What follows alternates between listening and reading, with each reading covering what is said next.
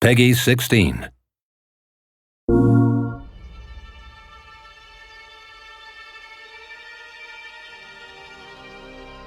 It's hard to answer the question, what is a hero, because it's such a broad term.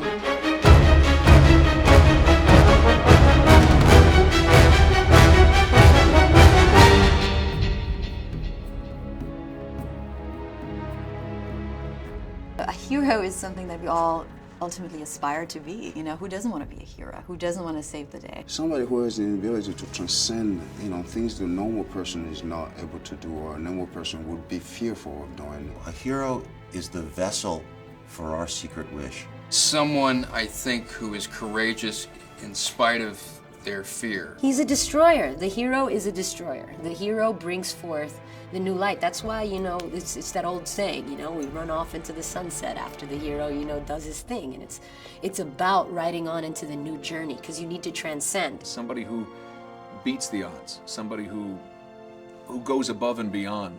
Heroism is about what you do when nobody's looking. He's the person who goes forward when we're afraid.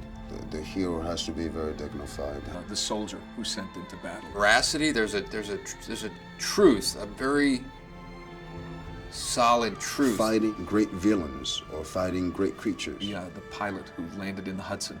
We look toward heroes to instruct us or to represent us, and even to represent our fantasies. Looking at a hero, you almost escape yourself in a certain fashion. Because we want to see the human experience writ large, and the way you write that large is by telling a story that has externalized violence and conflict in it.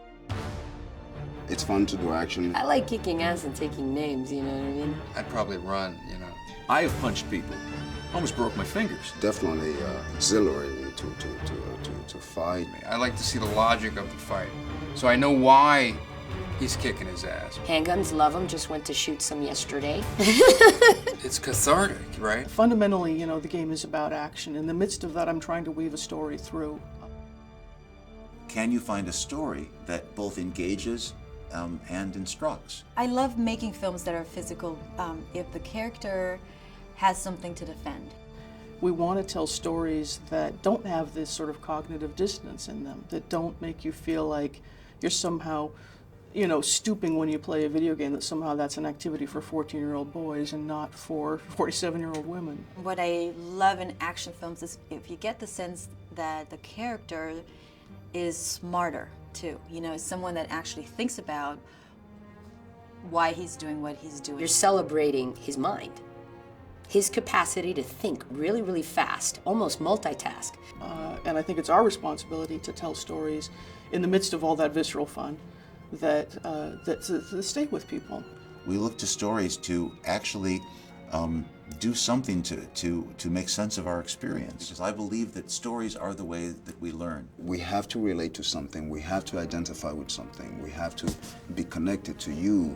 If the chips were down, would I have the will and the courage and the grace and the wisdom to do the right thing? I think everybody's got it in them.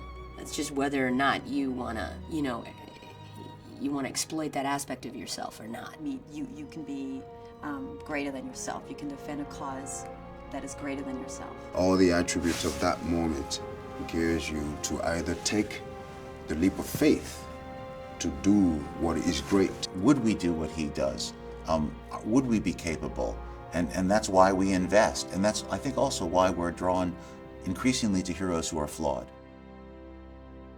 I love anti-heroes. I think they're awesome. My favorite. If a person has a flaw, as opposed to just being this sort of impenetrable, aspirational figure, then not only are they overcoming external obstacles, they're overcoming internal ones as well.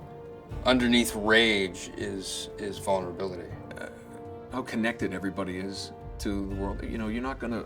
I'm not sure if you're gonna buy that big action star.